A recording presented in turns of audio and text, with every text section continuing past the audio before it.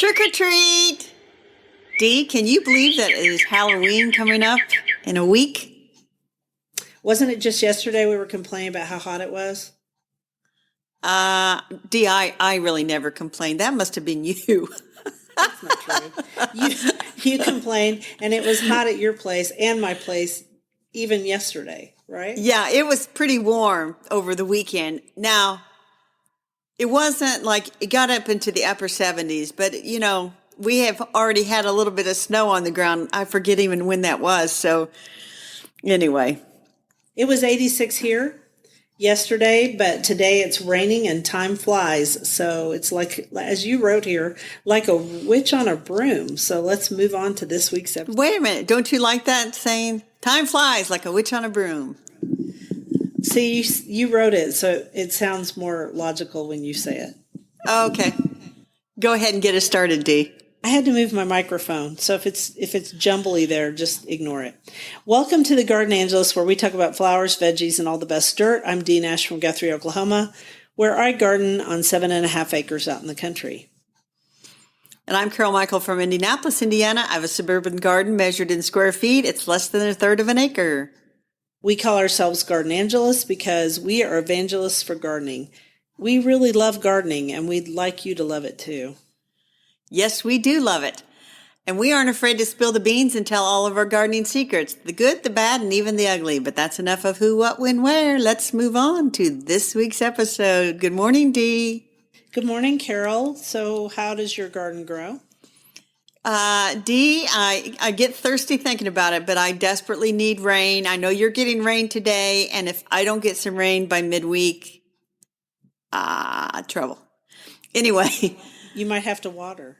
I will probably have to water. I talked about my spruce last week, and I took some cuttings from it, filled out the form for Purdue, and mailed that off. So they should get that by tomorrow or the next day.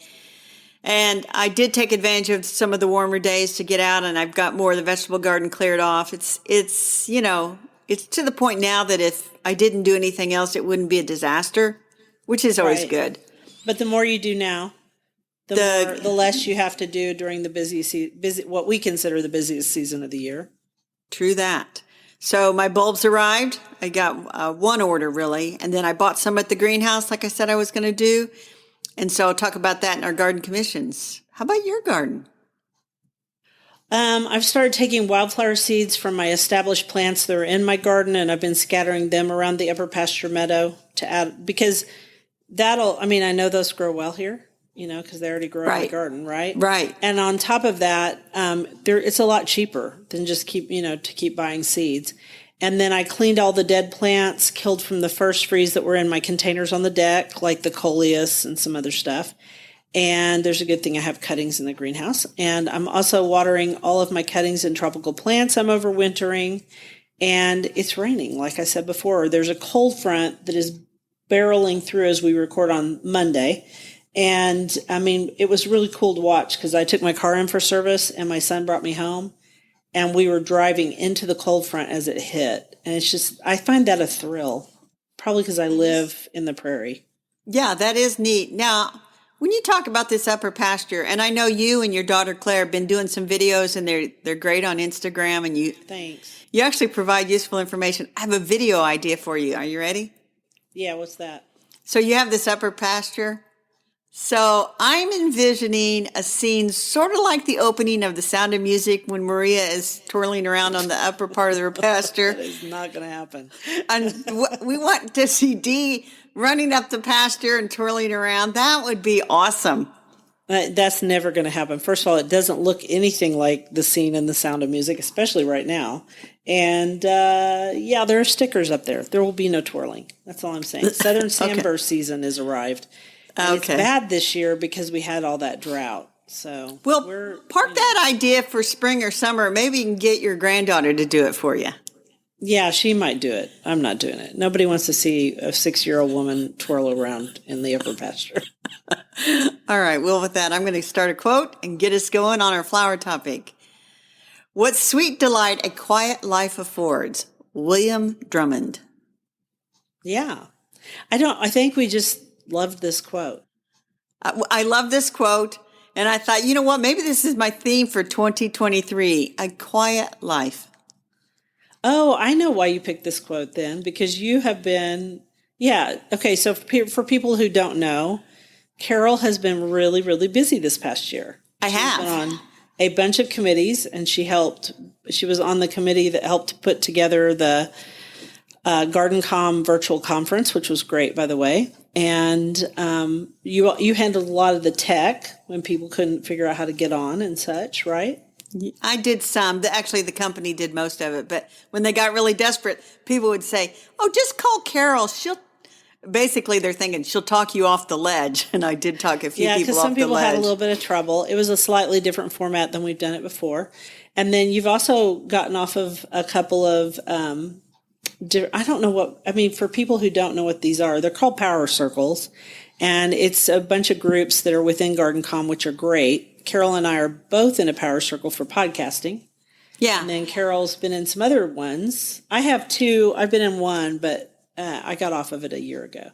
Yeah. So this is a great benefit of GardenCom is meeting other people. And so I've gotten a lot out of it where it's like birds of a feather, and you get together about a common topic, whether it's video editing or speaking or writing books, and you just support one another and compare notes, I guess. So social media. I suspect there's one for social media, stuff like that. Yeah. It's a great group. Now that has nothing to do with our flower topic, but you're just reducing your workload so that you can focus on things that you want to do in your life, which I did a couple of years ago, and I haven't regretted it. So this will be our quote for 2023.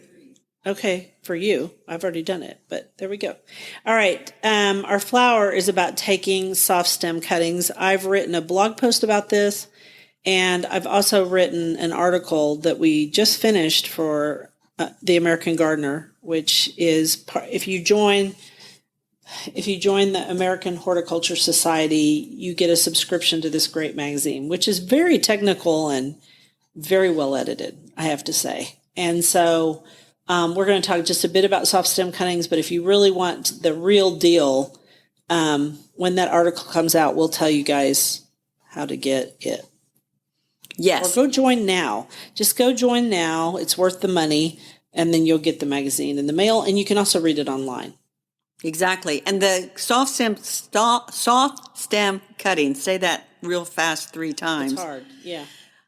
This is a great way. If you have annuals like that African blue basil that you turned me on to, or coleus or things like this, this is a great way to overwinter them, to have them for next year without having to run all over town trying to figure out where they are again. And or be able to get them at all. Exactly.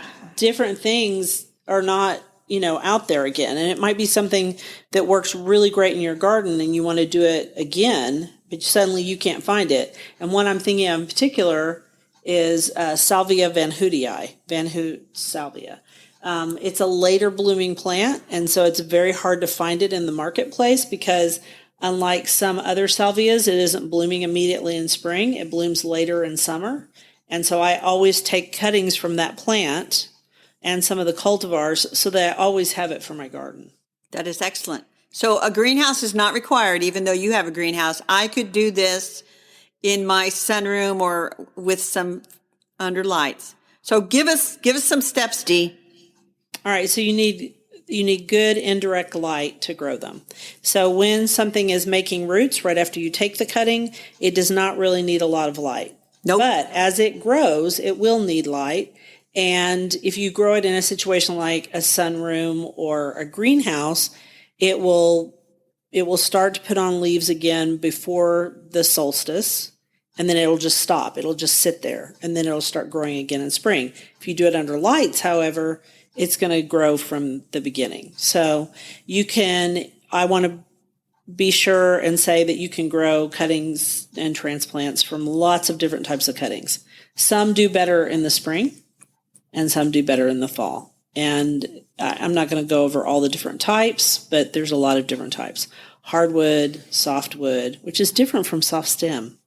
It's a complicated topic, and I didn't realize how complicated it was until I started writing that article for American Gardener. Then I take them every year, and I take soft stem cuttings in the fall because I like tropical plants in my garden and annuals, and there are just some things you can't find. And so that's why I do it. I cut them from several plants, like begonias. Now, on begonias, you can do leaf cuttings, but I'm too lazy, and it takes forever, and I'm not patient. Yeah, and I think it's kind of funny. We say we take cuttings from these plants as though they are giving us something, and they really are giving us something. They're giving us a brand new plant if we do it right. It's a brand new plant, yeah. So you need to take 2 to 4 inch cuttings, and they need to have what's called an axillary bud. That's the stem, the node where the leaves are against the stem, and that's where roots will form. Okay. And I mean, sometimes roots come out of the bottom of the stem cutting too, but just to be sure, it needs to have an axillary bud. And then you need some rooting hormone. And personally, I like gel rooting hormone. My favorite brand is Clonex. You can buy it on Amazon. We will put an affiliate link so that we have it. It's not cheap. So and it doesn't last forever. Rooting hormones, because they're hormones, you usually have to redo them every year. You have to buy them new every year. The most common one you can find is powder. I don't like the powder. It doesn't stay on the stem as well as it does on the deal. All right, and so if you can't bring them immediately inside, what you can do is stick them down into a little Ziploc bag as you take them. I don't do that. I mean, I literally have the potting mix sitting right there. Right. And I just go zip, zip, zip and get them in there as fast as possible because you don't want them to expire. Well, I saw an episode of Gardener's World just recently, and Monty Don had some of the soft stem cuttings. And I'm like, Monty, get a grip, because he would open the bag, take one out, close the bag, and then, he's cutting off the lower leaves and trimming it up and then putting it in the rooting compound and into the soil, and then open the bag and get the next one. It's like they are not going to dry out that fast. They don't dry out that fast. Not even in Oklahoma. And it's hot here when I'm taking cuttings. So literally I take like 6 or 7 cuttings of something, and I usually chop off the leaves while I'm standing there in the garden, but that's just up to you. And then you can do, like, I dip my cuttings directly into the bottle of rooting hormone, but technically it says on the bottle you shouldn't do that. Tisk, Dee. And the only reason you just don't want to contaminate the gel in the bottle. And I don't know. I mean, people do stuff at home that they might not do if they're writing it for an article. So let's see. And then I stick them down in the soil, and I make sure the axillary bud is beneath the soil because that's where the roots form. And then I top it all off with grit. Now, there's horticultural grit, but you can't find it in Oklahoma. So I literally go to Tractor Supply and buy chicken grit. I buy the small chicken grit, not the tiny powdered chicken grit, and not the oyster shell. You want just, because you know what it's made of? It's made of decomposed granite. That's what I thought. It's ground up granite. I don't think granite decomposes, Dee. I think it's ground up. Decomposed granite is a term for DG, and that's the stuff they use in paths. And they consider chopped up granite decomposed, but technically, Carol is right. Granite does not decompose except for over a very, very long period of time. Well, you would know. You're in the paving business. I am in the paving business. All right, so you top them off with some kind of grit. And Carol has a question here. So my question is, well, I mean, Tractor Supply, it's not that far away, and I have a Rural King, so I'm assuming I could get chicken grit. But couldn't I use a bag of some perlite or vermiculite that I already have on hand to top it off? I don't know. Maybe you could. I never have. You need to do something, because also the grit keeps the gnats from being such a problem, fungus gnats. They don't like to crawl down into it and make eggs, gross little things. And you're going to keep these somewhat moist, so you don't want fungus gnats. I don't know if you can do that or not. It also keeps water away from the stem, so the stems don't rot as bad. Now, there are a couple of plants that I don't dip in the hormone either. And the one that comes right off the top of the head is pelargoniums, because pelargoniums tend to rot if you get them too moist. So I just stick them right down into the deal and go on. And I've never had them not root. I mean, you'll have a couple that don't root, so assume that a couple of your plants won't root. All right, then you water the containers, right? Yep. And then you can cover them if you want to with plastic. A lot of people do. I do that for hard stem cuttings and soft hardwood cuttings and soft wood cuttings because it takes them much longer to root. I do not do that personally for soft stem cuttings. But if you were, if you're writing an article, you should probably talk about it. So you get them, you make sure they stay watered. You don't let them dry out, which this week I did accidentally let a couple of mine dry out. And so they looked pretty bad. Oops. And I will lose a couple of them, but that's okay. It'll be all right. So anyway, now you give the killjoy comment and then I'll tell you what I think about that. Well, but wait a minute. Go back to the cuttings. The other way, I mean, they will start growing once rooted, but also if you gently tug on them and they resist like coming right out of the pot, that probably means they've started to root, which is a good thing. And if you put several cuttings in one pot, which when you watch Monty Don, he puts several around the edges of the pot, when they have started to root, give them their own pots. Right. They need their own pots. I do mine in 4-inch pots. Or sometimes I do them in recycled containers, but I start seeds more than those. So I just have recycled containers that I use over and I sterilize them with a 10% bleach solution. And, I think this is I think when you write an article or you write a blog post, you're trying to be as scientific as possible. But here's the truth of the matter. I have my potting soil ready in my pots, which have been sterilized. I run outside and get all my cuttings, snip, snip, snip off the leaves except for the top 2 or 4. Rooting hormone, stick them down in there, cover it with grit, water, and that's all I do. And they grow. They want to grow for you. They're like seeds in that respect. They want to keep on growing. I have a tip and a killjoy comment. Yeah, I'm ready for your killjoy comment or tip. Which one? So the tip is if you take like a old chopstick or a pencil or something and make the hole and then put the cutting into that hole, you're less likely to wipe off a bunch of the rooting hormone as you stick it in there. So that's one tip. And here's my killjoy comment. So there are certain plants that are patented. So somebody owns that plant patent. And that's in the article. Yeah, it's illegal to propagate those for sale to somebody else. For 20 years. Yeah. Unless you have the license. And we're home gardeners. We don't have the license. Yeah, you're not supposed to propagate patented plants at all, let alone for resale. You're not supposed to do that. But here's the deal. Just look up the plant. If you're concerned about that as a home gardener, and I know a bunch of you guys are out there propagating your own plants, that I'm not going to get into that with you, but you definitely should not resell them, but you aren't supposed to do it at all. Plantings last for 20 years, if I remember right from my research. And just because something is a named variety does not necessarily mean it's a patented plant. It's a little complicated. It is. And so without going off that deep end, let's just say keep your label. If there's a plant patent, that's as hard to say too. It will give you that information on the label. Yeah, it'll say PPA and have a big number. There you go. So there you go. And anything that is found in a garden that is a naturally occurring plant is usually, I don't think those are ever patented. Patented plants are ones that they had to spend a lot of research to make them. A lot of research, time, and money, and they need to get their money investment back. Yeah, it's just like with medications. It's the same thing. All right. Well, that was most excellent information, Dee. Let's move on to the next quote. See it, smell it, taste it, and forget the time of day or year. Autumn needs no clock or calendar. From our friend, Hal Borland.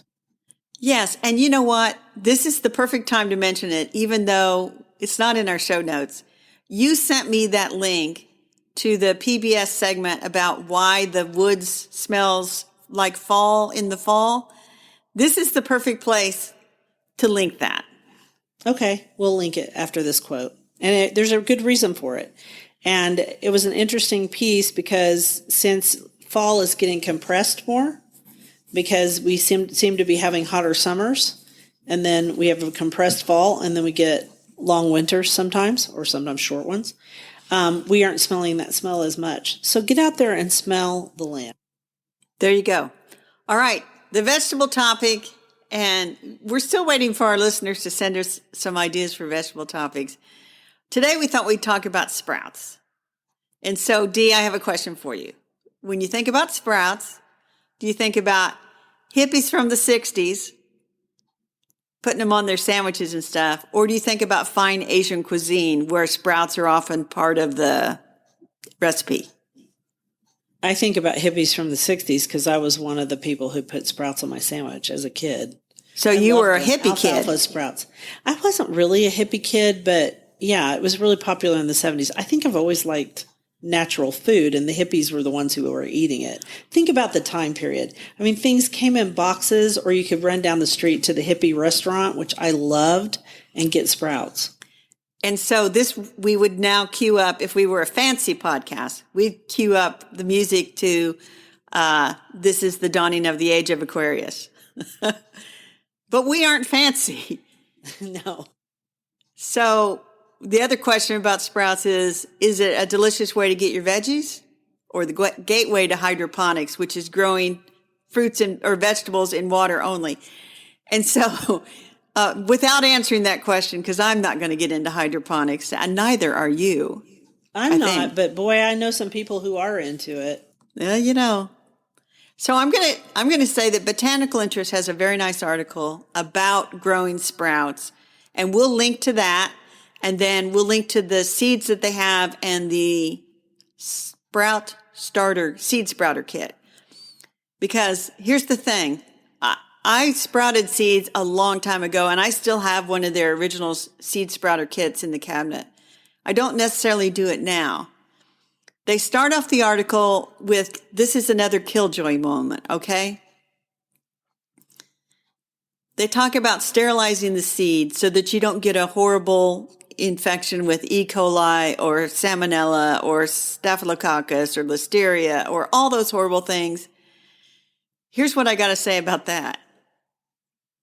I think if you buy seeds that are labeled for sprouting from a place like Botanical Interest, that sends them out to a lab to be tested periodically to make sure they're clean, you may or may not have to do what they suggest, which is heat the seeds in a 3% hydrogen peroxide solution for 5 minutes at 140 degrees Fahrenheit. And listeners, if you could just see Dee going, that's not happening. I'm shaking my head. I know those hippies did not do that. They didn't. No. Now, I will say, I think if you're a big commercial operation who does it for the stores and stuff, they definitely have to do that. Again, it's like people who do seeds, in their own home. Yeah, that ain't happening. Do you see that happening? well, the other interesting thing is Botanical Interest has a really nice video, and they just show a good hearty rinse of the seeds. And so here's the thing I would say is, the official advice is to sterilize your seeds. The practical advice is that most people are just going to buy from a good source that says that they test them independently to make sure that they're clean. And then you're going to rinse them thoroughly. And then you're going to grow your sprouts. And here's the thing about growing sprouts. It's really rinse and repeat, rinse and repeat, rinse and repeat. Yeah, it is. So you get a nice seed sprouter, and it's just like a plastic container with drain holes in the bottom. And there's a base that it sits on so you don't get water all over your cabinet. And then you put a layer of seeds, washed seeds, sterilized seeds, and then rinse them. And then about every 12 hours, so in the morning and in the evening, you give them a good rinse. And then they'll just grow, and you can do it on your counter. You don't need a bunch of lights. No, because they're going to sprout without light. Indirect light will sprout them. It's the same issue. You don't need lights. And so as a kid, you were probably eating alfalfa sprouts on your sandwich. Heck yeah, that was all they had at the time. But now you can get all kinds if you go to the health food store. There's beans, broccoli, radish, red clover, Brussels sprouts. And we'll link to Botanical Interest. They have a lot of them. And the other reason you want to buy seeds labeled for sprouts, A, because they know you're going to eat the seeds, so they're careful about cleanliness. Right. And B, you'll get a much larger quantity in that packet. You don't want to order a regular seed packet, and it doesn't have... it's too expensive. Exactly. Yeah. And sometimes seeds are treated with a fungicide, and so you don't want to accidentally... No, that would be a bad thing. So that's the opening to a book, by the way. That would be a bad thing. The kids are eating. The kids are eating corn that their dad got, and it's corn is dipped in a fungicide, in an anti-rotting compound. Is that a real start to a book? Yeah, it's a real start to a real book. I can't think of the name of it. I think it's "Change Me into Zeus's Daughter" is the name of it. It's a memoir. They were starving, so they ate the corn that was for the fields, and they were all looking at each other nervously because they were afraid that they were going to poison themselves, but they didn't. Yeah. So we've talked about. Sad? It is sad. We've talked about microgreens before, and I'll tell you next week. Yes. I got a whole crop of microgreens growing. I'll tell you next week why. But the difference between microgreens and sprouts is microgreens you grow in dirt, and you're just going to cut the top off and eat the sprout. Yeah, you're eating the leaves and usually the cotyledon. Yeah. Why did I say sprout? Stems. I should have said leaves and stems. Leaves and stems. And then in sprouts, you're also eating the seed, which is That's why right. It's a big deal. So we would like to hear if any listeners are regularly growing sprouts, whether for their hippie food or Asian cuisine. We'd like to know that. I would like to know that. And that is it for sprouts. Are you ready for the next quote? I am so ready. Mm-hmm. There's nostalgia around plants, whether it's picking berries with grandma, pruning rose bushes with mom, or the scent of lilacs wafting in through the childhood window. Most everyone can think of a connection to the garden. And that is by Ryan McEnany, who is the author of our book on the bookshelf. Mm-hmm. And the book is The Field Guide to Outside Style, Design and Plant Your Perfect Outdoor Space. And we are going to link to that through Amazon and bookshop.org. So we both know Ryan. Somebody asked me the other day, do you really know all the people that you say that you know? And I said, yes, and a lot of them are really good friends. Ryan is a really nice guy. He's a clever guy. He is the 5th generation owner, family member at Bailey Nurseries. And it's outside of St. Paul, Minnesota. And Bailey Nurseries focuses on shrubs. I mean, they grow a lot of different things, but they provide a lot of the shrubs that we use. And they're really big on hydrangeas. They are. They have invested a lot of time and effort in hydrangeas and have come up with some really groundbreaking stuff. So I have been there. I have been to Bailey Nurseries in St. Paul, it's out in the country. And it was cool when we went. Have you been there, Carol? I have not. You probably went when you went to Minnesota, Minneapolis. Yes, with the garden bloggers. And I did not go on that trip. So you are one up on me. So I'll just say quickly about the nursery. It's a really cool place. And when we were there, they were like, okay, you can take pictures of all of this, but you can't take pictures over there. And that was all of their test gardens and where they're developing new plants. Understandable, the secret right? stuff. The secret stuff. A lot of nurseries have secret stuff, which is cool. And I'm cool with it. So I enjoyed my time there. I really did. But wait a minute, Dee. What's their most famous shrub? I knew you were going to ask that. You say it. Endless summer hydrangeas. Thank you. I was afraid I'd say the wrong one. At least I think that's their most famous one. I don't. They have a lot of famous shrubs. So, and they've done a lot of really cool color breaks and different bloom styles with hydrangeas. But we're going to talk about Ryan's book now. Okay. So I went through it not with pretty fine-tooth comb because I thought it was very interesting. And I say, first of all, bravo to Ryan because he has figured out a way to write about gardening in a new and very engageable way for people who maybe don't garden. And that's hard to do. And he's always been like that. He wants to bring gardening to groups of people that normally wouldn't be interested in it.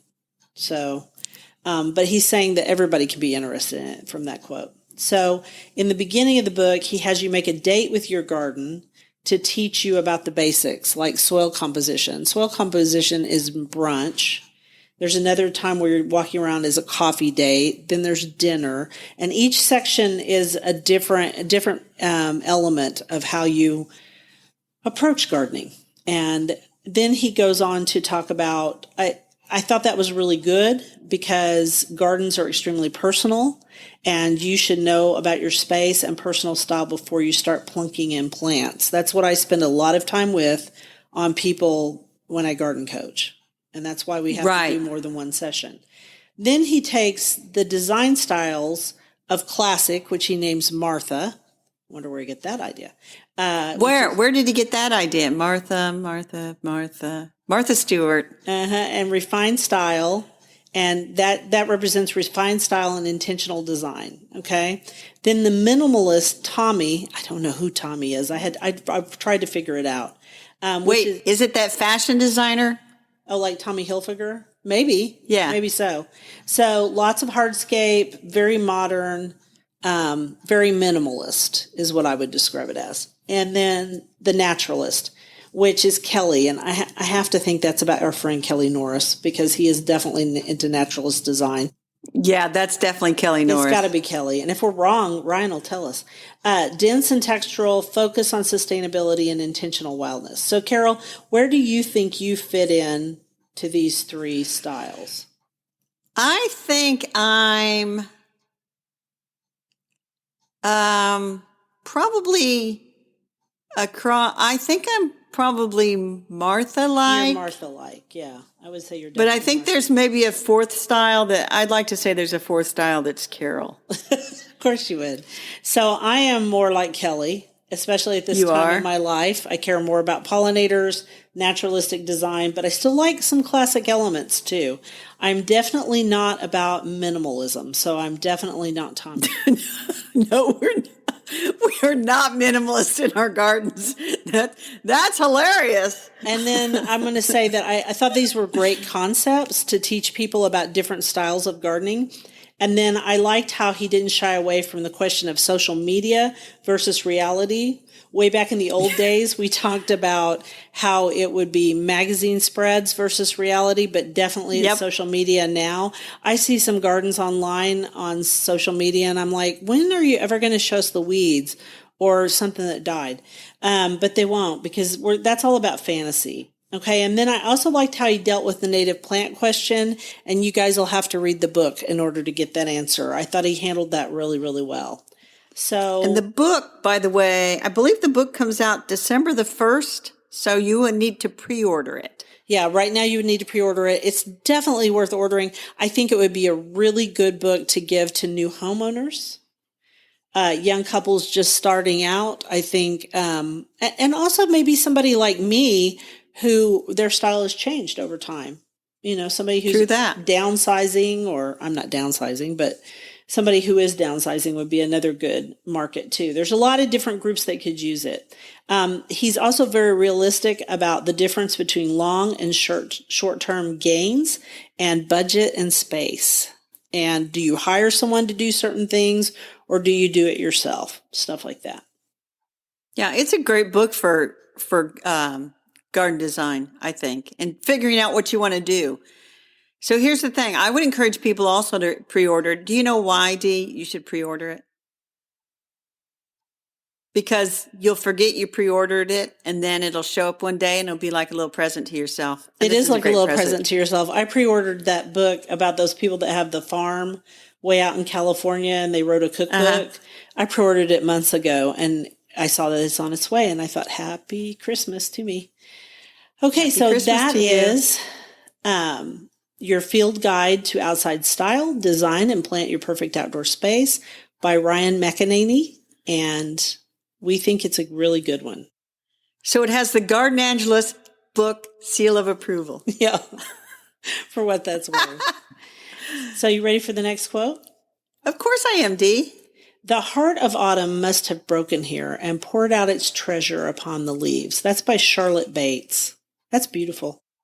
That is here. I tell you what, Dee, I had the blinds closed in my bedroom window, and I thought, is there something on fire out there?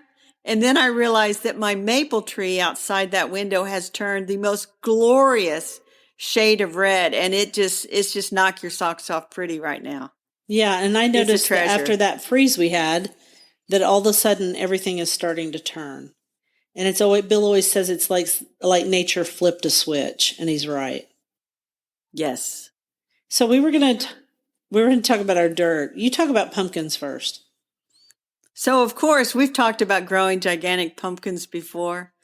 There was a new record set. I read an article, 2,554 pounds. I believe that's more than a Volkswagen Bug ever weighed. The Don't you? Uh, yeah, I didn't have any idea that it was that big, but there you I go. mean, there was a book, and an older book about growing giant pumpkins, and they were trying to break the 1,000-pound barrier at that time. These things are just ridiculous. So then you think to yourself, well, maybe I want to try that. So I found another article on how to grow giant pumpkins, and this guy kind of goes through, it's a whole culture out there of the seeds and, the parents of this, how they know, like they'll tag the parent, the mama part of the seed came from 1,000-pound pumpkin, and the daddy part came from a 1,500 pound pumpkin. And they sell these seeds. It's very profitable. Yeah, $1 a piece. Yeah. Like $1 a piece. Yeah, very profitable. I know a guy who bought some of them. Wonder how many seeds are in a 2,554 pound pumpkin. A lot. I would guess. And Anyway, then there's a that whole was my culture dirt. to growing them too. It's not like yeah, growing any kind of a normal pumpkin. And I don't want to be sexist about this, but it's mostly guys that are out there trying to grow these. And there's a lot to it. You don't just like let it grow and like, oh, there's a big one. I think I'll take it to the county fair and get it weighed. Yeah. No, it's a big deal. It is a big deal. And they have to have all of this special technology anyway, I have no desire Well, the to biggest do thing, a big Dee, is pumpkin. here's the thing they have to figure. As that pumpkin grows, it pushes the vine that it's connected to up. And so getting that to continue to push up, but not break off the vine. Right. And then deciding whether it's going to be big enough, you want to actually grow it on a pallet so it's easy to forklift out of there. Right. It could become an extremely expensive hobby as well. Which is why they sell the seeds. Yes. Talk about turning gardening into a competition. Who would do that? I can't imagine. Just about every gardener on the planet. All right. So do you want to hear my dirt for this week? I do. I'm still trying to think about this dirt. I don't even understand it, but Pete, we're going to link to it. So there's been this big discussion between scientists right now about spider webs and whether the spiders, oh my gosh, this is so confusing. This is way beyond monarchs. So there's this new field where scientists are trying to figure out why certain creatures are able to do things from year to year, because obviously they can't talk to each other about it. It's not like crows who are in a multi-generational family and just tell you how to recognize people that are going to catch you, so you pick them. This is about spider webs. And so they did this big study where they took orb weaving spiders, which are descended from these other spiders, and tested their webs. And they say now that their webs may have thoughts. I don't get it, Dee. As an extension of the spider. I don't get it either, but it's still pretty cool and it's worth looking at. And it's sort of related to the same science that is studying how in the heck do the monarchs know how to get back? Because it's not the same monarchs. It's 6 generations of monarchs that start in Mexico, mate and die, then all the generations go up to Wisconsin and Minnesota and all those places, and then they turn around and come back in more generations. And then the super generation is born in Oklahoma and Texas, and then those are the monarchs that fly, that don't mate, and they fly all the way to Mexico. So how do they know to mate and then die, and then the other ones go north again? It's the craziest thing ever. My head hurts or it's going to explode, one of the two. I know. I feel the same way. And when I read the spider thing, I said, we got to talk about this on the dirt, because they figured out that generationally, and we're talking over thousands of years, that certain orb spiders now have the same reactions as these other orb weavers that were basically prehistoric. Weird. That is weird. So those are our Halloween dirt. I'm going to do a quote to take us into rabbit holes. The wind is rising and the air is wild with leaves. We have had our summer evenings, now for our October eves. And that's by Humbert Wolf. I've never heard of Humbert, but I like the Me quote. neither. We have found some good quotes for October. People really love October, don't they? They do. Oh, yes. So you do your rabbit hole first, and then I'll talk about mine. Well, it's not very exciting, but I'm still exciting. waiting. I'm still waiting on shipments from all the book rabbit holes I went down the past few weeks. And I keep checking the FedEx link for my books from London. And I think that I don't know where they're at, but it keeps saying someplace in Illinois. And I think that's their destination into the United States. And once they're there, then they start traversing down to my home. I So think you're I'll right. check- Because I I'll used to check buy back. those French boxes, and I always knew the entry point into the United States. And then I had to watch the DHL carrier as they came to my house. So these are coming FedEx, but anyway. And then I did order another book from Canada. We talked about this briefly over the weekend, I think.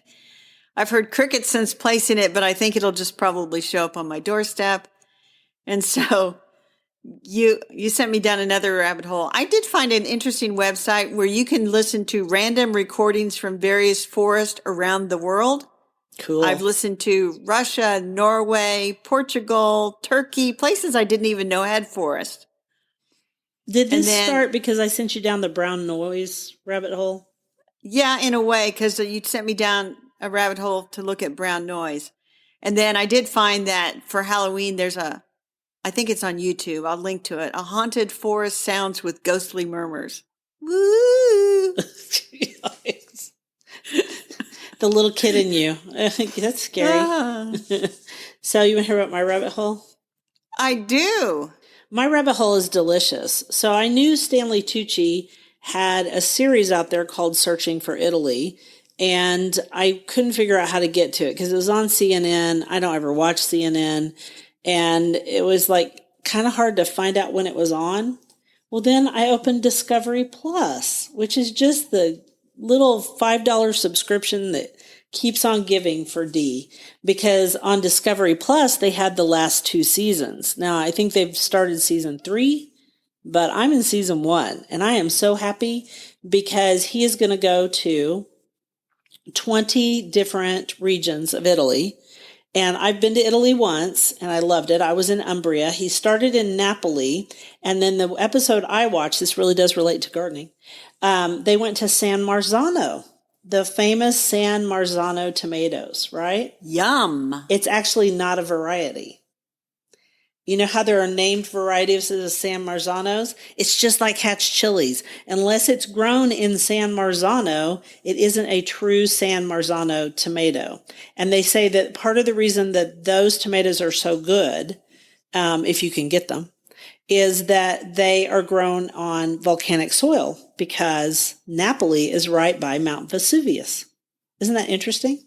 That is very interesting. And I've seen cans that are advertised as San Marzanos, and if it's not made in Italy, then it's fake. Right. So like palmy tomatoes, and then there's actually a brand now called San Marzano.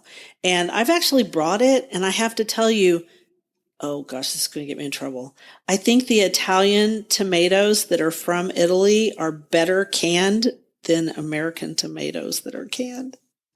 Really? Because I come from a big tomato canning state. The red gold tomatoes are from Indiana, Dee. I think that would be blasphemous for me to say anything. So I think you should just try them. They are really, really good. I'm going to keep my mouth shut. I think what the deal is, I think it's the sunlight and the soil. I'm just saying, they're really good. Anyway, I do buy red gold tomatoes. I really do. But I'm telling you, those San Marzano tomatoes and those palmy ones, or pomi, however you say it, is amazing. So I've never been to this part of Italy. Oh, and they also talked about Amalfi. It's right off the Amalfi coast, and there's an Amalfi lemon. And it is the shape of a lemon, but it kind of looks like a very ugly lemon lime, which, there are lots of different citrus fruits that are in the lemon category. But that particular variety is an heirloom that has been passed down for generations, and there's a very famous dessert made from it. So you get both farming and you get food. So it's a delicious rabbit hole. That is delicious. So that's Stanley Tucci's Searching for Italy on Discovery Plus. I think it's also on Hulu. I do. I think it's on Hulu too. We recommend eating that after you've eaten. Like going to the grocery store, do it after you've eaten. Don't watch this show and then go to the grocery store. It was so amazing. It really was. Okay, what's your rabbit hole? What's your garden commission? Okay, my garden commission. If we get rain, I'm going to start planting bulbs. And if we don't get rain, I still might start planting bulbs, but it will not be near as fun because the soil is really, really dry. Continue some garden cleanup. And yes, follow our advice from last week. I am going to go ahead and order some seeds for next year. What about you, Dee? I'm so thrilled about the rain. I'm thrilled. I think we're going to get an inch, which is really good. And we're supposed to get more tonight. I'm going to pull out my tomato and pepper plants, and I may also put all the potting soil in either the compost pile or in the cut flower beds because they need a little, their soil has gone down, so they need a little more soil. I think I want to start over completely next year. And if so, then I will fold up all of those containers. That'll take me a whole weekend because there's about 20. And then I'm also putting out the dead cut flowers at the same time, which won't take as long because that first freeze, they all fried. The African basil's over with. And you know what? I think I forgot to take cuttings of the African basil. Well, that'll be a problem for next spring. Don't worry about it all winter. I had to buy, no, I won't. I bought it from Etsy last time. It'll be okay. I actually buy some pretty good plants off of Etsy, believe it or not. Very good. That's it. All right. Well, we want to thank you for listening to The Garden Angelist. I hope you hit the subscribe button so you don't miss a single episode. We publish every week on Wednesdays at 12 a.m. Eastern Time. And if you listen to Apple Podcasts, we'd love a 5-star review that helps us get noticed by others. Could you also share our podcast with your gardening friends or just your friends? I mean, we talk about food and books too. Word of mouth is still the best way to get the word out there. And be sure and check out our show notes for links for more information about today's topics, plus links to our own websites. And if you subscribe to our Substack newsletter, The Garden Angelist at Substack.com, you can get into the podcast episode early. It's also linked to in our show notes. And if you want to help support us, use those affiliate links. If you purchase something after clicking through on them, we earn a small commission and it costs you nothing. It was lovely to chat with all of you over the Garden Gate. Bye until next week. Bye, everybody.